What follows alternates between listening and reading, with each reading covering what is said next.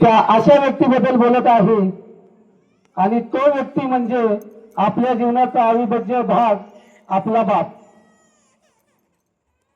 बाप हा कोण असतो? माझ्या जीवनामध्ये, आपल्या सर्वांच्या जीवनामध्ये आपल्या बापाने जे केलेलं आहे ते खरंच कुठेही मोजण्याच्या लेवलचा नाहीये. जर तो बाप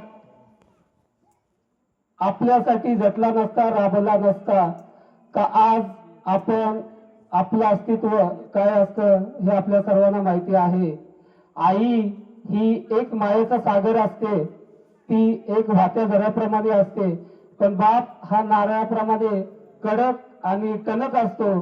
तो वरून टणक असतो पण आतून एक खोबऱ्यासारखा गोड असतो. एक काही दिवसापूर्वी एक सोशल मीडियावरती एक चित्र व्हायरल झालं होतं. एक आईने आणि एका वडिलांनी आपल्या मुलाला, आईने खांद्यावरती घेतलं होतं आणि वडिलांनी मुलाला खांद्यावरती घेतलं होतं आणि आईने कमरेवरती घेतलं होतं. आईचं असं मत होतं की मी जिथपर्यंत बघेन तिथपर्यंत माझ्या मुलांनी बघितलं पाहिजे. पण वडिलांचं हे मत होतं की जोपर्यंत माझी नजर जात नाही तोपर्यंत माझ्या वडिलांनी बघितलं पाहिजे. त्यामुळं एकदा त्या बापासाठी जोरदार टाळ्या वाजवा. आणि मी उपस्थित सर्वांना विनंती करतो, बंधूंनो, आज आपल्या जीवनामध्ये आपले आई वडील आहेत. ते जर तुमच्या सोबत असतील ना तर खरंच त्यांची काळजी घ्या, त्यांना जपा, त्यांना काय पाहिजे ते घ्या. आणि माझे भाऊ, माझे मित्र, येणारा उपस्थित समाज, सर्वांना विनंती आहे, जर तुमचे आई वडील तुमच्या सोबत नसतील, गावाला असतील, कुठे दुसऱ्या ठिकाणी असतील, ते दिवसातून 2 दिवसातून एकदा तरी त्या आई वडिलांना फोन करा. कारण जर ते आई वडील पुढील किती वर्षाच्या नंतर माहिती नाहीये आपल्याला की आपल्याला त्या आई वडिलांचा आवाज ऐकण्यासाठी येईल. त्यामुळे जास्त बोलत नाहीये, बोलण्यासाठी खूप आहे. आमचा आर्यन गाण्याची सुरुवात करेल, प्रस्थान झालेली आहे. मी आर्यनला सहकार्य करेन.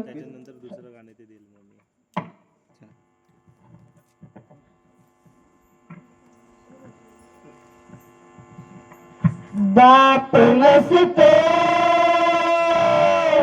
कुणाच्या द्यारी म्हणे, बाप माझा वेदनांचा धनी. बाप नसतो कुणाच्या द्यारी म्हणे, बाप माझा वेदनांचा धनी. आई मायेचा सागर ही सत्य आहे कहाणी, पण दुर्लक्षित बापाच्या या व्यथा कुणीतरी जाणी. बाप नसतो कुणाच्या ध्यानी म्हणी, बाप माझा वेदनांचा धनी. आई मळ्यावरची भाकरी, बाप तव्यावरचा पलिता, भाकरी करपून ये म्हणून चटके खाई माझा पिता. वेदना किती जरी झाल्या तो कुणाला सांगत नाही, फक्त गरजा परिवाराच्या तो पूर्ण करीत राही. दुःख लपवून हसतो वरवरणी, बाप माझा वेदनांचा धनी. आई आहे घराची भिंत, बाप आहे पाया घराचा, त्याच्या अंगावरती भार कुटुंब संसाराचा. पत्नीला जरीची साडी, नवे कपडे मुलांना आणून, बाप माझा गावभर फिरतो फाटलेली बनियान घालून. फाटकी चप्पल केसाला नाही फणी, बाप माझा वेदनांचा धनी. आई ताईचा सागर बाप सागराचा किनारा, संसार रूपी लाटांचा, त्या किनाऱ्यालाच मारा. लेकाच्या भविष्यासाठी बाप दिन रात धडपडतो, लेकीच्या लग्नामध्ये बाप हमसून रडतो. लेक त्याची मायेची चांदणी, बाप माझा वेदनांचा धनी. एक कडवं बोलायच्या अगोदर शेवटचं कडवं आहे. आज ना खूप साऱ्या कुटुंबामध्ये त्यांची बायको, त्यांची मुलं, तो बाप आपल्या कुटुंबासाठी राबत असतो, पण ते ते बायको किंवा ती मुलं त्या माणसाला काय बोलत असतात माहिती का, तुम्ही माझ्यासाठी काय केलं. त्या बापालाच माहिती असतं किंवा त्या नवऱ्यालाच माहिती असतं की त्यांनी त्याच्या कुटुंबासाठी काय केलेलं आहे ते. पण हे त्या मुलीला, त्या मुलाला किंवा त्या बायकोला कधी समजत नाही की माझ्या नवऱ्याने, माझ्या बापाने आमच्यासाठी काय केलेलं आहे.